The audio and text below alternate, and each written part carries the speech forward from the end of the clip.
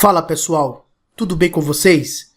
Eu sou o professor Taveira e nós vamos resolver agora a questão sobre energia e suas conservações para a Faculdade de Ciências Médicas, aplicação 2015.2. Vem comigo! Um bloco é solto do alto de uma montanha russa de 5 metros de altura, cujo atrito é desprezível. Chegando ao ponto A, no sopé da montanha, ele é freado pelo terreno AB, coberto de areia, parando em 1,25 segundos. Nesse contexto, determine o coeficiente de atrito entre o bloco e a areia, bem como a distância AB. Se necessário, adote o campo gravitacional igual a 10 metros por segundo ao quadrado. Olha só, pessoal. Nessa questão, ele fala que durante esse movimento, durante o trajeto de descida da rampa, o atrito é desprezível. Então, nessa parte aqui, o nosso sistema é um sistema conservativo. Ocorre conservação da energia. Mas a partir do ponto A até chegar no ponto B, nós temos um sistema dissipativo, ou seja, um sistema que apresenta força de atrito, cuja função é retirar energia do sistema. Tanto que nós sabemos que, nesse ponto A, o nosso corpo vai chegar com velocidade, mas no ponto B, a nossa questão fala que o corpo para, ok? Então, no ponto A, o nosso corpo chega com velocidade, mas devido ao atrito, ele acaba parando no ponto B. Qual seria a nossa primeira ideia? A nossa primeira ideia seria aplicar a conservação da energia. Ou seja, antes do corpo chegar na parte onde tem atrito, na parte com areia. Ou seja, a energia mecânica antes igual à energia mecânica depois. Mas inicialmente, nessa posição aqui, o nosso corpo só tem altura, mas ele parte do repouso. Então ele não tem energia cinética, mas armazena energia na forma de energia potencial gravitacional, ou seja, mgh. Depois, ao chegar no ponto A, ele não apresenta mais altura, ou seja, não tem energia potencial, mas em compensação é dotado de movimento. Então, toda energia potencial gravitacional foi transformada em energia cinética no ponto A, ok?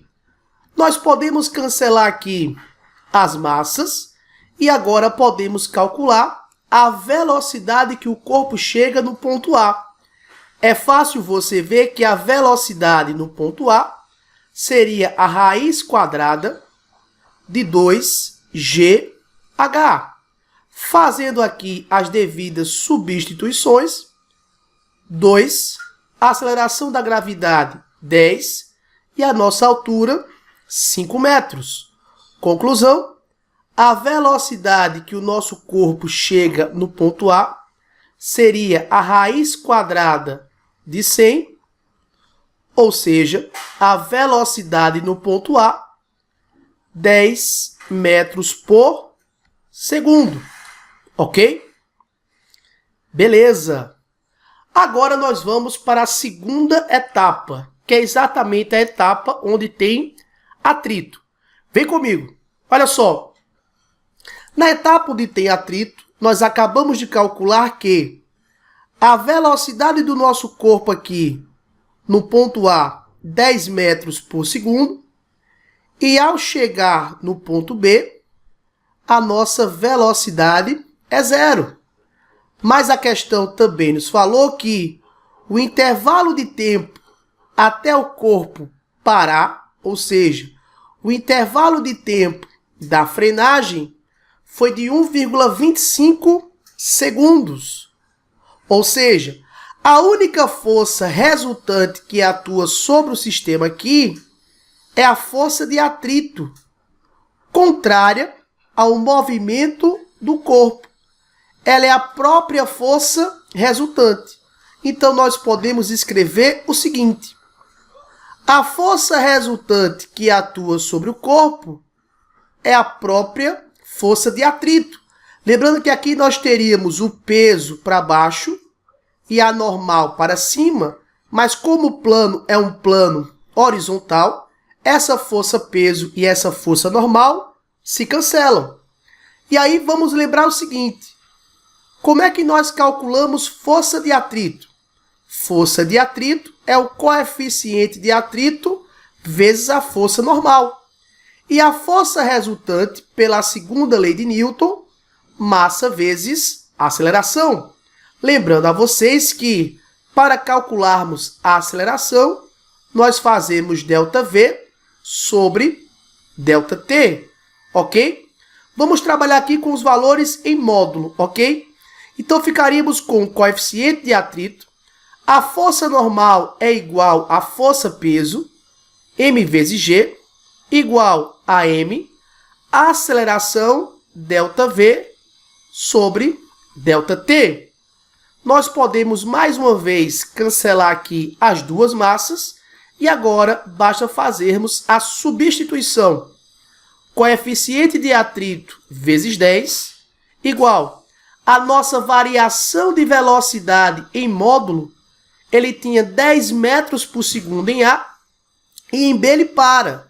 Então, em módulo, nossa variação de velocidade foi de 10 metros por segundo no intervalo de tempo de 1,25 segundos. Então, nós temos que 10 vezes o coeficiente de atrito, 10 sobre 1,25, isso vai me dar 8. Conclusão, o coeficiente de atrito é igual a 8 sobre 10, ou seja, o nosso coeficiente de atrito seria de 0,8. Beleza, pessoal? Então, aplicando aí a segunda lei de Newton, nós conseguimos achar o coeficiente de atrito, 0,8. Agora, a questão nos pede para calcularmos a distância percorrida pelo corpo entre os pontos A e B. Vem comigo, olha só. Para calcular a distância entre o ponto A e o ponto B, nós sabemos a velocidade que o corpo apresenta em A, que seria uma velocidade de 10 metros por segundo. Nós sabemos a velocidade que o corpo chega em B, que é 0. Nós temos a aceleração e a ideia é calcular essa distância aqui. Galera, nós podemos usar uma equação importante chamada equação de Torricelli, que vai dizer o seguinte: a velocidade em B ao quadrado igual a velocidade em A ao quadrado mais 2 vezes A vezes o ΔS. Beleza? A velocidade em B seria 0. A velocidade em A, 10 ao quadrado, mais 2 vezes a aceleração, que seria menos 8, por se tratar de uma frenagem. Isso aqui é cinemática, ok? Então, a aceleração, por ser uma frenagem, seria uma aceleração negativa. E nós podemos calcular o ΔS. Passando esse menos 16 para o outro lado, nós teríamos que 16 ΔS seria igual a 100, que é o 10 ao quadrado. Conclusão, o nosso ΔS seria 100 dividido por 16, e aí a distância percorrida entre os pontos A e B seria uma distância de 6,25 metros, ok? Então tá aí, o coeficiente de atrito foi 0,8 e a distância entre os pontos A e B, 6,25 metros, ok?